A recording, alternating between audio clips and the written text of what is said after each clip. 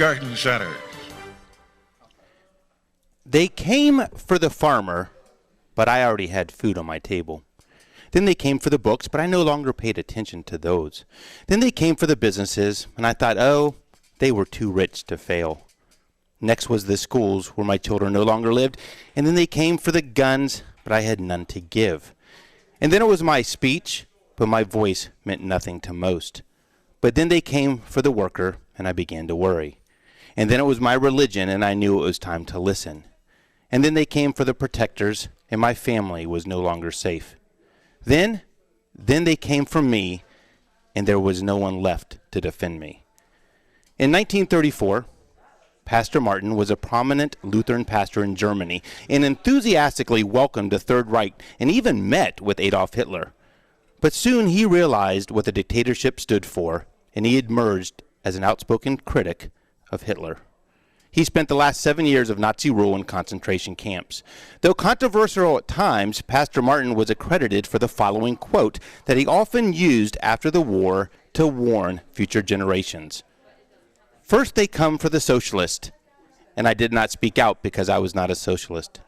Then they came for the trade unionist, and I did not speak out because I was not a trade unionist. Then they came for the Jews, and I didn't speak out because I was not a Jew. Then they came for me, and there was no one left to speak for me. Isn't it time to speak out? When is the safety, security, and future well-being of your family threatened enough for you to take a stand? I can hardly watch the news anymore. From the one-sided false narratives being punished or pushed by the politicians and the media to the outright nonsense that is occurring in our community. This week, $10 million awarded to the family of Andre Hill, who was shot and killed last year by a Columbus officer. Guilt presumably already determined before the officer even has a day in court. President Biden, while speaking at the police memorial services this week, proclaimed May 15th, that's today, as Peace Officer Memorial Day, but then proceeded to blame law enforcement in the same speech for the unrest in the black and brown communities. Let me pass along something you are not going to hear on tonight's nightly news.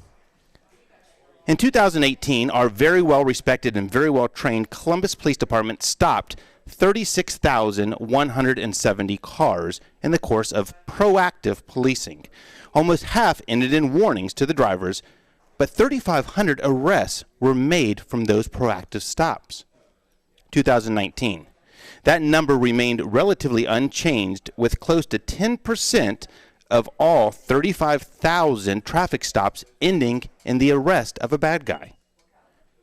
In 2020, proactive policing was put on hold, and officers in Columbus stopped only 15,000 cars the entire year, with 1,300 proactive arrests.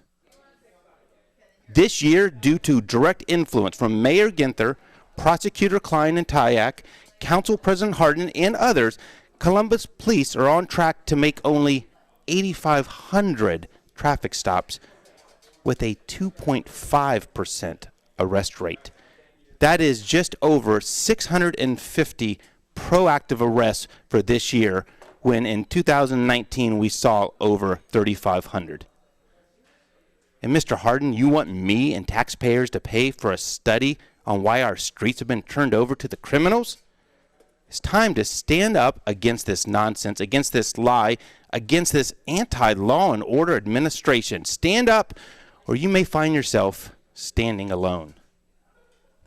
Live from LAPD Firearms Range and Training Facility, this is On Target, the latest from the firearms industry, the products and politics that affect your hobby and liberty. This program may not be politically correct, but it is On Target.